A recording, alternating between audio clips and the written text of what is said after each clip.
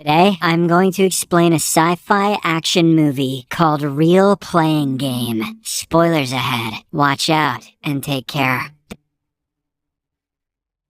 The movie opens as billionaire Steve Battier arrives at a private airport in an undisclosed location. He is then received by a female chauffeur in a futuristic-looking car. They soon reach the head office of Real Playing Game, RPG, an organization that specializes in geriatric neurology. There, Battier meets Mr. Chan, the head of operations, and the two have a conversation. It is revealed that the organization has invented a program that can transfer all the memories from one brain to another. This has allowed them to temporarily transfer the mind of an old person into a young body, essentially beating old age for a few hours. In this process, old men and women are put in a medically induced sleep, while all the information from their brains are transferred to younger bodies. They are then put in an artificially simulated environment where they can experience living in their new young bodies. However, Mr. Chang has come up with an exciting twist to this process. The organization currently has 10 wealthy customers who are participating in the program. Instead of doing simple, everyday stuff in the simulated reality, these participants will take part in a game where only one of their younger bodies will make it to the finish line. They will experience real pain through their young bodies when getting killed off from the game, but their actual bodies will be unharmed and alive. Only the winner will get to experience the full 10 hours of youth inside the game. Battier expresses his concern over this, but Mr. Chang points out that the other 9 participants have already agreed to it. The old billionaire is then given the chance to agree to the terms or quit and go back. Battier thinks for a while, and eventually agrees to enter the game, as his life is too boring anyway. Adrenochroming has really lost its touch. After depositing the fee, he is taken to a room full of several young bodies. Battier chooses a handsome, tall man, after which he goes inside a machine. His old body is then put to sleep, while his mind is transferred to the young body inside the game. In the next scene, Battier wakes up in what appears to be an abandoned colony of residential homes. He remembers who he is, but has no idea how or why he came to this strange place. Other participants also begin to wake up in different parts of the colony in their young bodies. Just like Battier, none of them have any idea how they ended up here, and they didn't even get to choose where they were dropping. As Battier inspects the area, he hears someone approaching and quickly picks up a stone for self-protection, but it turns out to be contestant number 2, a beautiful young woman. She asks if he knows what this place is, to which he responds that he has no idea. Just then, the young girl notices that he has a stone in his hand and gets a little scared. She further asks if he knows who he is and how he ended up here. The young Battier cautiously says that he fully knows who he is, but has no idea about any of the rest of it. He then drops the stone and suggests they try to find a way out of this place. A few minutes later, they run into 2 other contestants. Number 3, a young woman dressed in jeans shorts who is currently confronting contestant number 4, a young playboy. Number 3 has a stick in her hand and warns everyone not to come close, despite number 2 reassuring that all of them are just as lost as her. She doesn't listen and runs away. Contestant number 5, who had been watching them from a nearby building, joins them shortly after. As the group is discussing, they suddenly hear a scream and run towards it. They soon come across contestant number 6, wailing in agony with blood all over his left ear. He reveals that a crazy woman carrying a stick attacked him before running away. After tending to his wounds, the group then goes back to the abandoned buildings to search for any clues about the place. Soon afterwards, the rest of the contestants also join them. Number 7 is a young Asian man. Number 8, a blonde with blue eyes. Number 9, a white woman with straight hair. And number 10, a light-skinned black woman with curly hair. All of them then head towards the tallest building in the colony to see if they can find anything meaningful there. But upon reaching it, they are greeted by a hologram of Mr. Chang, who introduces himself as the gamekeeper. He reveals that they are currently inside a game, while their real bodies are back at RPG's building. Mr. Chang adds that these are not their real bodies, and they are all old people. But not just any ordinary old people. They are rich, powerful, and famous individuals who paid to be in this game so they could experience being young once more. The gamekeeper then gives a quick rundown of their real identities without telling them who is who. There's a Chinese billionaire, Li Meng, ex-KGB Russian tycoon Boris Znovrev, Hollywood star Kate Barrington, Colombian playboy Carlos Santiago, artist Yasmin Nova, Norwegian princess Alice Fjellbacka,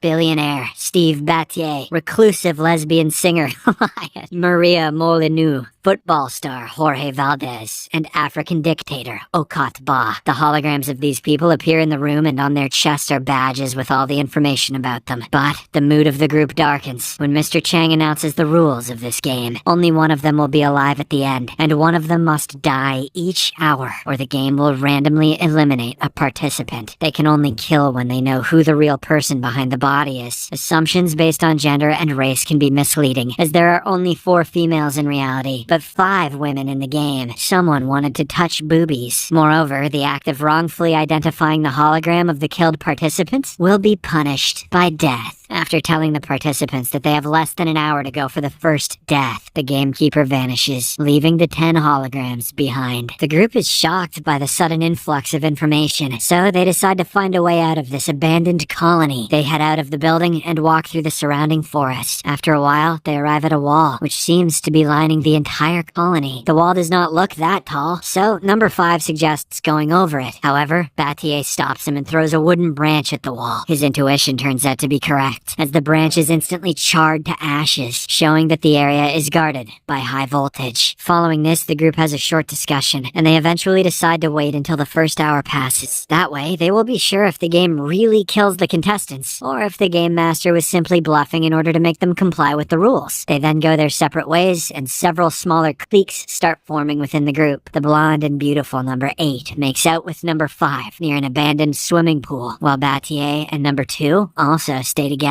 Elsewhere, the 2 women, number 9 and number 10, stroll by the wall and start flirting with each other. But when they begin to kiss, number 10 notices that something is off. She begins to question whether the person she's making out with is actually a woman in real life. "You're using way too much tongue." "No, you're not using enough." She then corners number 9 and asks her the meaning of a slang that only a lesbian would know. When the latter has no answer, number 10 pushes her against the electric wall. The high voltage running through it ends up killing her instantly, and her body is reduced to a black, charred mess. Meanwhile, Battier and number 2 have been watching all of this unfold from a distance. They now know that the first kill of the game has been made. Number 10, on the other hand, rushes back to the tall building where the holograms are kept. She correctly guesses the real identity of the contestant she just killed. Turns out it was Jorge Valdez, the football star who was posing as a woman. He must have been tired of playing with balls. Soon afterward, everyone gathers back at the hologram room. Number 10 lies, pretending as if she had no idea who killed Valdez. Battier and his friend also play along and do not reveal her deed. Thus, the matter fizzes out for the time being, and everyone goes their own ways. The psychopath, number 10, now sets her eyes on number 3, the young woman in jeans shorts. She engages her in conversation, saying she can be trusted. On the other hand, number 6 sees the charred dead body by the wall. Frightened by the sight of such a horrific death, he decides to take matters into his own hands. He grabs a sharp stone from the ground and goes towards the hologram building, where number 4, 5, and 8 are talking to each other. He then sneaks up behind them, grabs number 8 by the throat, and holds her hostage using the sharp stone. As he had seen her making out with number 5 earlier, he guesses that they may have exchanged their true identity. He then asks number 5 to reveal who they really are, but to his surprise, number 5 seems uncharacteristically calm and refuses to say anything. This enrages number 6, so he drags the blonde woman in front of the holograms and begins guessing who she might be. He says that since number 8 immediately went for the strongest man in their group, she must have been a female actress who is lonely in her real life. He then brutally finishes her off, believing that her real name is Kate Barrington. But his prediction turns out to be incorrect, and as soon as he touches Barrington's hologram, he too dies immediately. It turns out that number 8 was actually the artist, Yasmin Nova. The hologram of Okat Ba then vanishes, confirming that number 6 was the African warlord. In the meantime, Battier and number 2 make out in an abandoned building. He gets so tired from the ordeal that he ends up falling asleep soon after. Using this opportunity, number 2 grabs a tree branch and goes to bash his head, but Battier wakes up in the nick of time and engages in a scuffle with her. He soon gains the upper hand and inadvertently pushes her into a nearby well. This results in number 2's immediate and tragic death. Although shocked, Battier realizes that he now must guess her identity, so he goes to the hologram room. He also theorizes that the woman was Hollywood star Kate Barrington because she seemed rude and pampered. Fortunately, Bathier's guess turns out to be true, and his life is spared, for now. On the other hand, number 3 and number 10's makeout session also goes south, as the latter tries to choke her partner to death. But number 3 manages to wriggle out of the situation and even injures her rival's arm. A frightened number 10 then rushes back to the hologram room, where the young Asian man has been hiding for some time. He confronts her, revealing that he knows she killed the football star Jorge Valdez. The cunning woman tries to come up with an excuse, but he suddenly pushes her. This causes her to fall down 2 stories and eventually die. The Asian man then correctly chooses her hologram. She was the singer, Maria Molyneux. Following this, all the remaining members gather near the abandoned swimming pool. They talk to each other and agree that they should let the clock run out until the next hour passes by, but this peace lasts barely a few minutes, as number 7, the Asian guy, thinks he knows the real identity of number 3. He doesn't reveal how he came to know this information, but he immediately goes after her. While the others simply watch, number 3 runs into the hologram building, desperately searching for a place to hide. She soon comes across a small nook, where she finds a box labeled as